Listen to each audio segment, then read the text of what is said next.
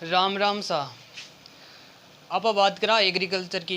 Agriculture में आपनो introduction तो कंप्लीट हो चुक्यो है और आज आप बात करा एग्रोनॉमी की। एग्रीकल्चर का मायने या एक शाखा है एग्रोनॉमी के बारे में। एग्रोनॉमी के बारे में आज आप बात करा।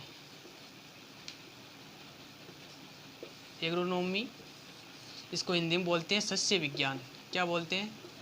सस्य विज्ञान। ये एक एग्रीकल्चर की एक शाखा है। एग्रोनॉमी यह भी दो शब्दों से इसकी आज हम सामान्य जानकारी पढ़ेंगे। एग्रोनॉमी ये दो शब्दों से मिलकर बना होता है। कौन से शब्द है? एग्रोन और नोमस।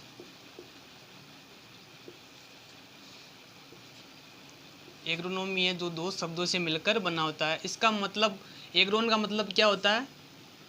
एग्रोन का मतलब होता है खेती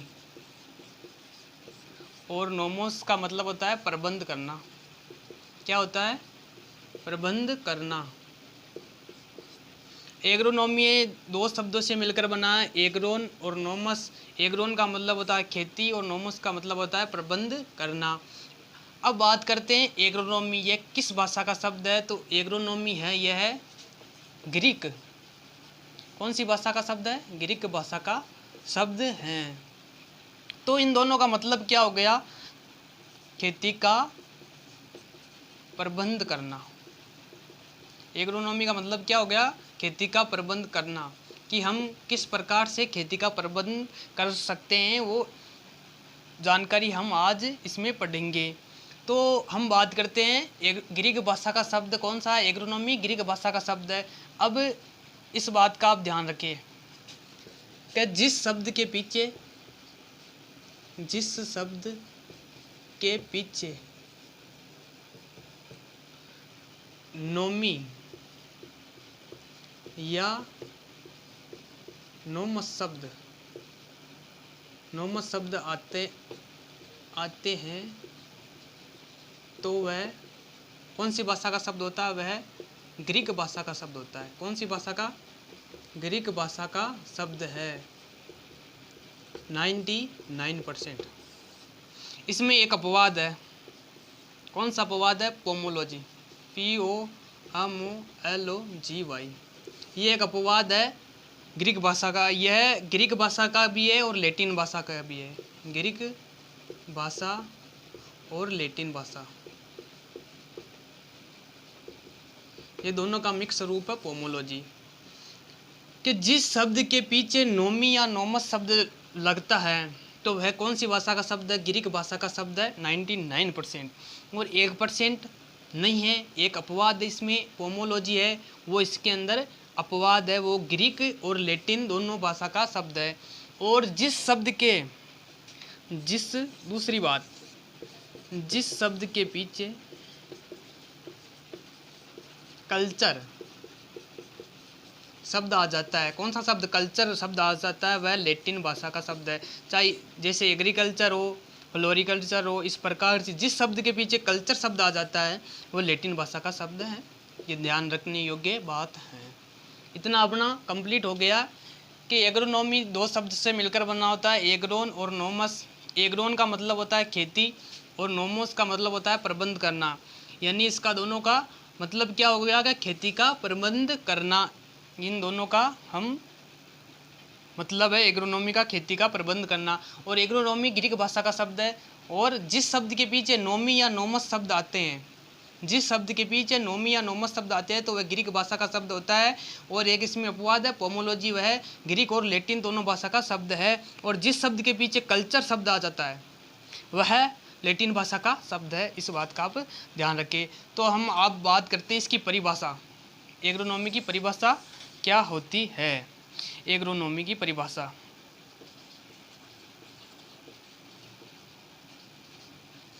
सस्य विज्ञान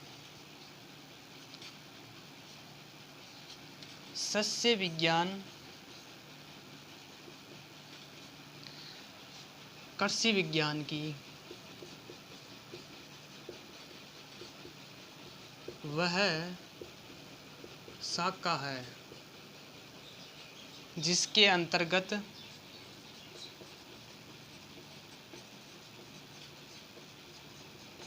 फसलों का प्रबंध व भूमि का प्रबंध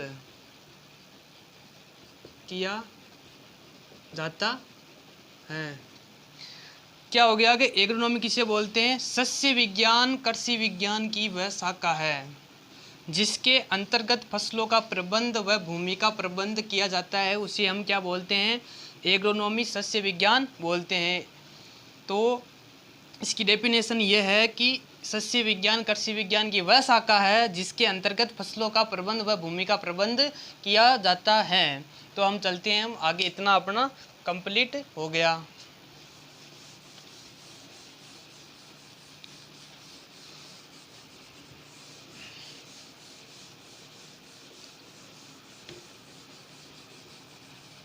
अब हम आगे चलते हैं, हमारी डेफिनेशन कंप्लीट हो चुकी है। तो हम एक ध्यान रखने योग्य बात है कि 1908 में अमेरिकन सोसाइटी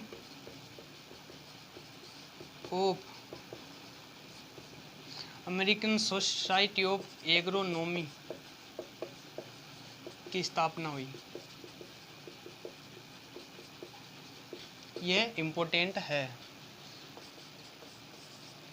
1908 में ये कई बार परीक्षा में भी पूछा गया है कि 1908 में अमेरिकन सोसाइटी ऑफ एग्रोनॉमी की स्थापना हुई।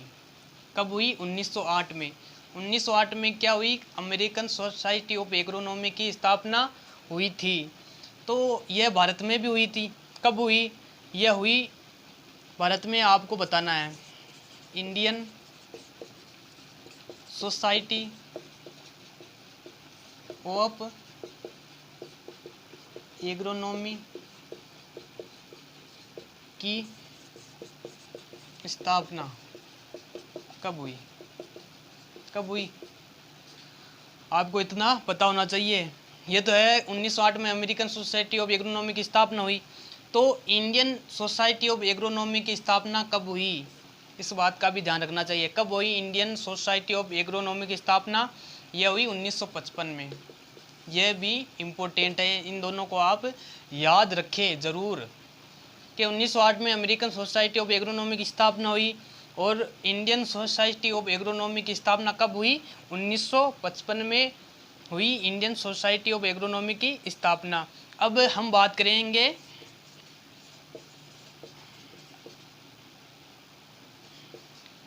एग्रोनॉमी के पितामह। यह भी इम्पोर्टेंट है। एग्रोनॉमी के पितामह कौन थे? कौन थे एग्रोनॉमी के पितामह? एग्रोनॉमी के पितामह था पीटर डिक्रेंसिस। एग्रोनॉमी के पितामह कौन थे? पीटर डिक्रेंसिस एग्रोनॉमी के पितामह थे। इस बात का भी आप नोट रखें, यह भी इम्पोर्टेंट है। अब हम बात करेंगे, ये एग्रोनॉमी की सामान्य जानकारी हो गई थी, तो हम एग्रोनॉमी में बात करेंगे फसल की। फसलों के बारे में अध्ययन करेंगे कि फसल क्या होती है, किस प्रकार से उगाई जाती है और यह एग्रोनॉमी के अंदर क्या क्या होता है, इस बात का हम जानकारी लेंगे। फसल CROP क्रॉप। आपके एग्रीकल्चर है तो आपको यह पता भी होना चाहिए कि फसल किसको बोलते हैं। किसको बोलते हैं फसल? फसल किसको बोलते हैं? तो हम इसकी डेफिनेशन करेंगे। क्रॉप किसको बोलते हैं? क्रॉप किसको बोलते हैं? फसल। फसल बोलते हैं, फसल उस समूह, एक प्रकार का समूह होता है, उस समूह को कहते हैं जिसे मनुष्य आवश्यकता की पूर्ति के लिए लगाता है। फसल किसे कहते हैं? फसल उस समूह को कहते हैं, किसे कहते हैं? फसल उस समूह को कहते हैं जिसे मनुष्य आवश्यकता की पूर्ति के लिए लगाता है। फसल क्रॉप किसको बोलते हैं? फसल उस समूह को कहते हैं जिसे मनुष्य आवश्यकता की पूर्ति के लिए लगाता है। ये तो हमको पता है कि फसल हम किस लिए लगाते हैं, हमारी आवश्यकताओं की पूर्ति के लिए हम फसल उगाते हैं। जैसे गेहूँ है, उदाहरण के लिए गेहूँ है, गेहूँ को हम अनाज होता है जिससे हमारी खाद्यान्न की आपूर्ति होती है, भोजन सामग्री प्राप्त होती है। और अनाज होता है, उसके बाद भूसा बचता है, भूसों से गाय भैंस बकरी उनके लिए चारा हो जाता है। और जो भी बचता है वो हम खेत में के अंदर डालते हैं, तो खेत में क्या हो जाता है? भूमि उपजाऊ होती है। जिस प्रकार से कपास है, कपास भी उगाते हैं, मंडी में जाकर बाज़ार में जाकर उसको बेचते हैं तो हमें आमदनी प्राप्त होती है। यही है क्रॉप। किसे बोलते हैं? उस फसल उस समूह को कहते हैं जिसे मनुष्य आवश्यकता, हमारी आवश्यकताओं की पूर्ति के लिए उगाता है, उसे हम फसल कहते हैं। ठीक है ना। अब आगे चलते हैं। अब करेंगे हम फसलों का वर्गीकरण। ये तो हो गई फसल। अब हम बात करेंगे फसलों का वर्गीकरण। अनेक प्रकार से वर्गीकरण किया जाता है। क्लासिफिकेशन अनेक प्रकार से होता है। हम बात करेंगे फसलों का वर्गीकरण कि फसलों का वर्गीकरण किस प्रकार से करते हैं। वर्गीकरण अनेक प्रकार से करते हैं फसलों का वर्गीकरण, जैसे मौसम के आधार पर अनेक प्रकार है फसलों का वर्गीकरण हम करते हैं। तो हम सबसे पहले बात करेंगे फसलों के जीवन चक्र के आधार पर। हम पहले किसके बारे में बात करेंगे? फसलों के जीवन चक्र के आधार पर फसलों का वर्गीकरण करेंगे। तो चलते हैं आगे। फसलों के जीवन चक्र के आधार पर फसलों को कितने भागों में बांटा गया है? तो फसलों के जीवन चक्र के आधार पर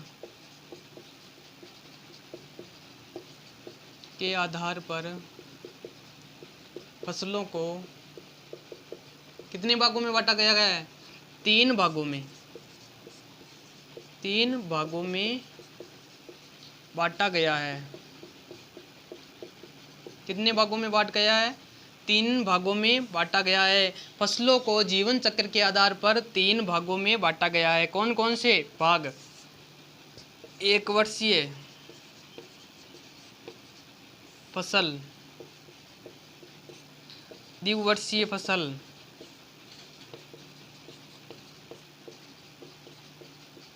और तीसरी है बहुवर्षीय फसल।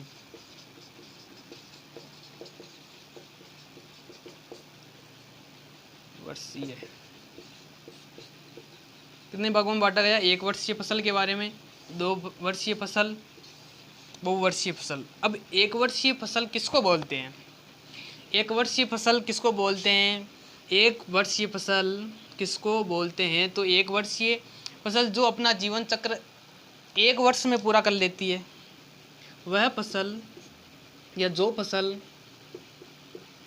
वह फसल अपना जीवन चक्र 1 वर्ष में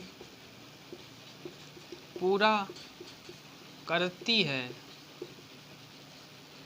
उसे एक वर्षीय फसल बोलते हैं। वो कौन सी फसल हो गई? एक वर्षीय फसल हो गई। क्या एक वर्षीय फसल किसको बोलते हैं? वह फसल अपना जीवन चक्र, जो फसल अपना जीवन चक्र 1 वर्ष में पूरा कर लेती है, उसे एक वर्षीय फसल कहते हैं। जैसे उदाहरण के तौर पर एग्जाम्पल लेते हैं हम, चना, गेहूँ। ये 1 वर्ष में ही अंकुरित होती है, फल फूल लगते हैं और दाने पक जाते हैं। 1 वर्ष की अवधि में ये अपनी जीवन चक्र समाप्त हो जाता है, इसलिए उसे एक वर्षीय फसल कहते हैं कि वह अपना जीवन चक्र 1 वर्ष में पूरा कर लेती है, तो उसे एक वर्षीय फसल बोलते हैं, जैसे चना और गेहूँ। ठीक है। हम बात करेंगे द्विवर्षीय फसल किसे बोलते हैं? द्विवर्षीय फसल वह फसल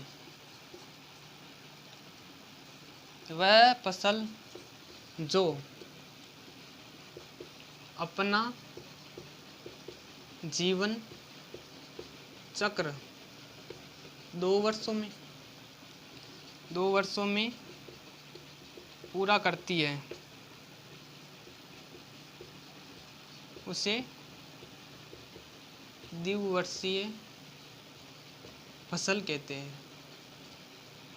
द्विवर्षीय फसल किसको बोलते हैं? वह फसल जो अपना जीवन चक्र 2 वर्षों में पूरा करती है उसे द्विवर्षीय फसल कहते हैं। उदाहरण एग्जाम्पल लेते हैं, चकुंदर। उदाहरण क्या है? चकुंदर। ये 1 वर्ष में तो अंकुरित होता है और 1 वर्ष बाद में फल दाने बनते हैं, फल बनता है। वह फसल द्विवर्षीय फसल, वह फसल जो अपना जीवन चक्र 2 वर्षों में पूरा करती है उसे द्विवर्षीय फसल कहते हैं। उदाहरण के लिए चकुंदर, ये 1 वर्ष में तो अंकुरित होता है और दूसरे वर्ष फल देता है, इसलिए हम क्या बोलते हैं? द्विवर्षीय फसल। अब बहुवर्षीय फसल किसको बोलते हैं? बहुवर्षीय फसल किसको बोलते हैं? यहाँ लिख देते हैं, बहुवर्षीय फसल 3 नंबर लगा के। बहुवर्षीय फसल वह फसल जो अपना जीवन चक्र जीवन चक्र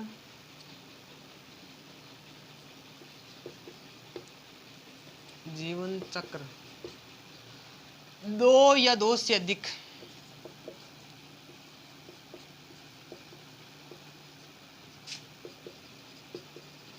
या अनेक वर्ष 2 या 2 से अधिक वर्षों तक जीवित रहती है, वह बहुवर्षीय फसल कहलाती है।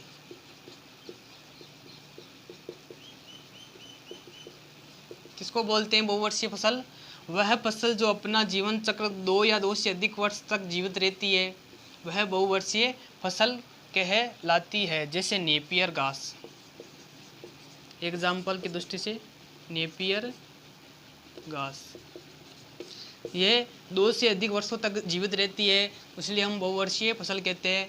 ठीक है, तो फसलों का वर्गीकरण हम जीवन चक्र के आधार पर पढ़ रहे थे। तो 1 वर्षीय फसल, द्विवर्षीय फसल और बहुवर्षीय फसल। 1 वर्षीय फसल किसको बोलते हैं? वह फसल अपना जीवन चक्र 1 वर्ष में पूरा करती है, उसे 1 वर्षीय फसल कहते हैं। उदाहरण चना और गेहूँ।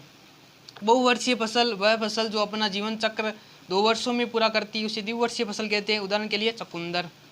बहुवर्षीय फसल वह फसल जो अपना जीवन चक्र 2 या 2 से अधिक वर्ष तक जीवित रहती है, वह बहुवर्षीय फसल कहलाती है। जैसे नेपियर घास है, यह 2 या 2 से अधिक वर्षों तक जीवित रहती है, इसलिए यह बहुवर्षीय फसल के अंदर आता है। तो हम आज इतना ही पढ़ेंगे, अपनी अगली क्लास अगले वीडियो में मिलेंगे। धन्यवाद। वीडियो को ज़्यादा से ज़्यादा शेयर करें, लाइक करें, सब्सक्राइब करें, अनेक हमारे दोस्त को जोड़ें और उनको ज़्यादा से ज़्यादा शेयर करें। धन्यवाद।